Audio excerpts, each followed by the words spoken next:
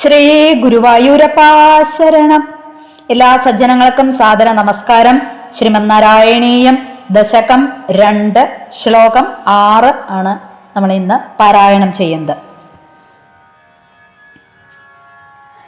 ഏവം ഭൂതമനോജ്ഞതാ നവസുധാ നിഷ്യന്ത സന്തോഹനം ത്വദ്രൂപം പരചിദ്രസായനമയം ചേതോഹരം ശൃണ്വതാം സദ്യ പ്രേരയത്തെ മതിം മുദയത്തെ രോമാഞ്ചയത്യംഗകം വ്യാസിഞ്ചത്യപി ശീതബാഷ്പവിസരൈരാനന്ദമൂർച്ഛോദ്ഭവൈഃ.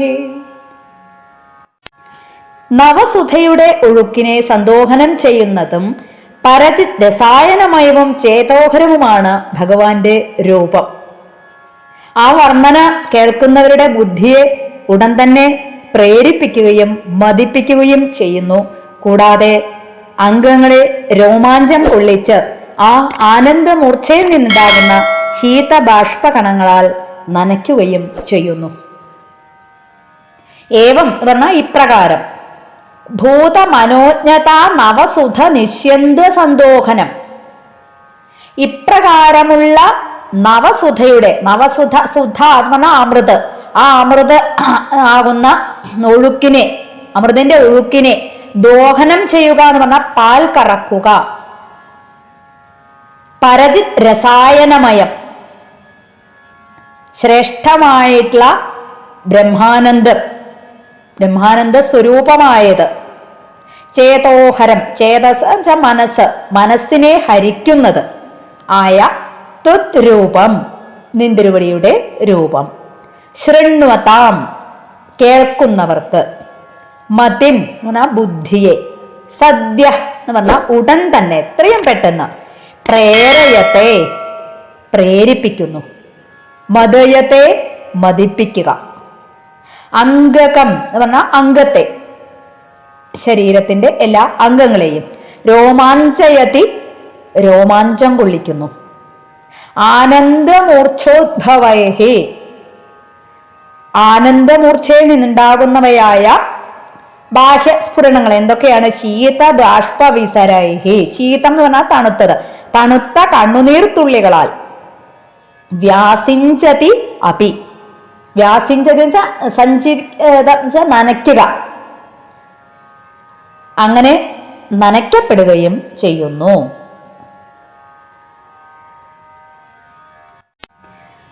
അതായത് ഭഗവാന്റെ രൂപം, ഭഗവത് രൂപം കറന്നാൽ കിട്ടുന്നത്, ദോഹനം ചെയ്താൽ കിട്ടുന്നത് മനോജ്ഞതയാവുന്ന പുതിയ അമൃതിന്റെ പ്രവാഹമാണ് എന്നാണ് കവി ഇവിടെ പറയുന്നത്. രസായനം എന്ന് പറഞ്ഞാൽ നമ്മൾ നാവില് വെച്ച് അലിയിച്ചിറക്കുന്ന ഔഷധം. അങ്ങനെയുള്ള ആ രസായനം ആവുന്ന ബ്രഹ്മചൈതന്യത്തെ ആസ്വദിക്കത്തക്ക തരത്തിൽ ആക്കിയതാണ് ഭഗവാന്റെ രൂപം. ബ്രഹ്മത്തെ നമുക്ക് നേരിട്ട് കാണാനോ, അതായത് ആദ്യവും അന്തവും ഇല്ലാത്ത, ഒന്നിനോടും ഉപമിക്കാൻ പറ്റാത്ത ആ ബ്രഹ്മത്തെ സാധാരണക്കാരായിട്ടുള്ള ആളുകൾക്ക് ആസ്വദിക്കത്തക്ക രീതിയിലാക്കിയതാണ് ഗുരുവായൂരപ്പന്റെ രൂപം. ആ രൂപം കാണുകയോ കേൾക്കുകയോ സ്മരിക്കുകയോ ചെയ്യുന്നവരെ ശൃണ്വതാം, ശൃണ്വതാം എന്ന് പറഞ്ഞാൽ കേൾക്കുക എന്നാണ്. പക്ഷെ ഇവിടെ കേൾക്കുക എന്ന് പറയുന്നതിനേക്കാൾ കൂടുതൽ ഉൾക്കൊള്ളുക എന്നുള്ള അർത്ഥത്തിലാണ് നമ്മൾ മനസ്സിലാക്കേണ്ടത്. ആ രൂപം ഉൾക്കൊള്ളുക, ഉൾക്കൊള്ളുന്നവരുടെ ചേതസ്സിനെ, ചേതസ്സിച്ച മനസ്സിനെ ഹരിക്കുന്നതാണ് ഭഗവാന്റെ രൂപം. ഭഗവാന്റെ രൂപം ഉൾക്കൊള്ളുകയും അതിനെക്കുറിച്ച് വീണ്ടും വീണ്ടും മനനം ചെയ്യുകയും ചെയ്യുമ്പോൾ സംഭവിക്കുന്ന അല്ലെങ്കിൽ ഉണ്ടാകുന്ന വികാരങ്ങളാണ് അടുത്ത ഭാഗത്തായിട്ട് വിവരിക്കുന്ന മദയത്തെ, രോമാഞ്ചയതി, വ്യാസിഞ്ചതി എന്നൊക്കെ പറയുന്നത്. അതായത് ഭക്തി ലഹരിയിൽ ആറാടുക, ഭക്തി കൊണ്ട് ഹരിയിൽ ലയനം ചെയ്യുക. പരമാനന്ദ സ്വരൂപനാണ് ഭഗവൻ.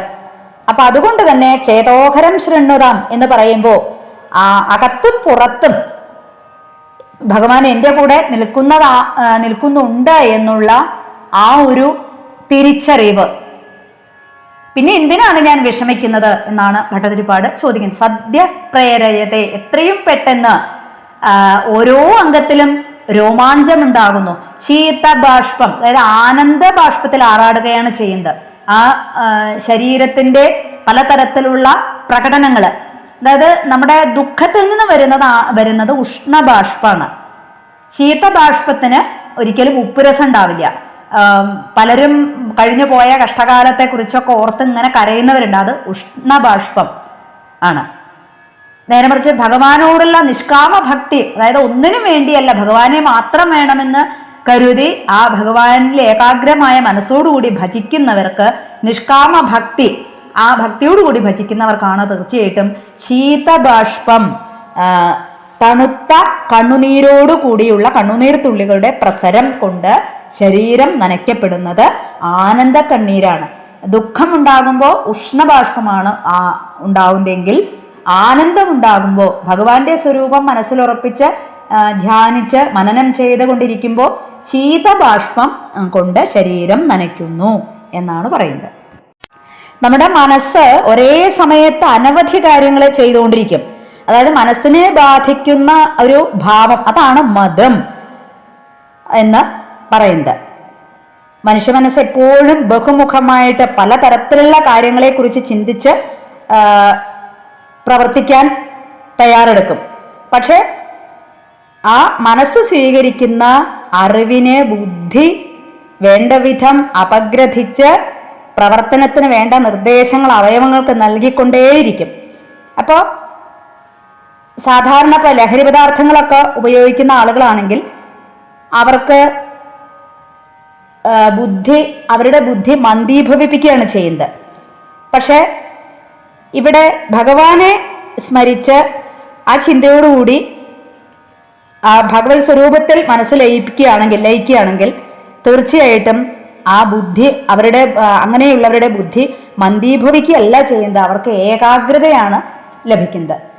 അപ്പൊ അതുകൊണ്ട് തന്നെ വേണ്ടതെല്ലാം, അതായത് പുറത്തേക്കുള്ള പഞ്ചേന്ദ്രിയങ്ങളിലൂടെയുള്ള ബാഹ്യപ്രകടനങ്ങളെയൊക്കെ ബുദ്ധി അവഗണിച്ച് വേണ്ടത് മാത്രം നേടിയെടുത്ത് തൻ്റെ അംഗങ്ങളെ ഉള്ളിലേക്ക്, ഒരു ആമ തൻ്റെ അവയവങ്ങളെ എപ്രകാരമാണോ ഉള്ളിലേക്ക് വിളിക്കുന്നത് അതേപോലെ ആ ബാഹ്യമായിട്ടുള്ള പല കാര്യങ്ങളിൽ നിന്നും മനസ്സ് വേർപെടുത്തി ആനന്ദാനുഭൂതി സാത്വിക ഭാവങ്ങളായിട്ട് ഭഗവാനെ കുറിച്ചുള്ള ചിന്തകളിലൂടെ ആ സാത്വിക ഭാവങ്ങളായിട്ട് ശരീരത്തിൽ പ്രത്യക്ഷമാകുന്നതാണ് രോമാഞ്ചം അല്ലെങ്കിൽ കണ്ണുനീര് എന്ന് ഭട്ടതിരിപ്പാട് പറയുന്നത്. പരജിത് രസായനം, ഭഗവാനെ കുറിച്ചുള്ള ചിന്ത ഉള്ളിൽ നിറഞ്ഞു കവിയുമ്പോൾ രോമഹർഷം ഉണ്ടാകുന്നു. അങ്ങനെ ആ ആനന്ദാശ്രുക്കൾ, പരമാനന്ദ ലഹരിയിൽ അകപ്പെട്ട ഭക്തന് ആനന്ദാശ്രുക്കൾ കവിഞ്ഞൊഴുകി ശരീരമാകെ കുളിർപ്പിക്കുന്നു.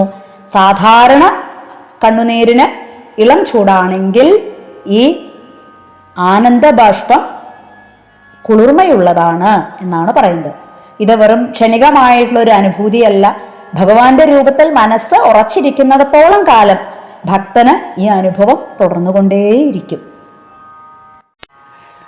ഏവം ഭൂതമനോജ്ഞതാ നവസുധാ നിഷ്യന്ത സന്തോഹനം ത്വദ്രൂപം പരജിത് രസായനമയം ചേതോഹരം ശൃണ്വതാം സദ്യ പ്രേരയത്തെ മതിം മദയത്തെ രോമാഞ്ചയത്യംഗകം വ്യാസിഞ്ചത്യപി ശീതബാഷ്പവിസരൈരാനന്ദമൂർച്ഛോദ്ഭവൈ. ശ്രീമന്നാരായണ അഖില ഗുരു ഭഗവൻ നമസ്തേ.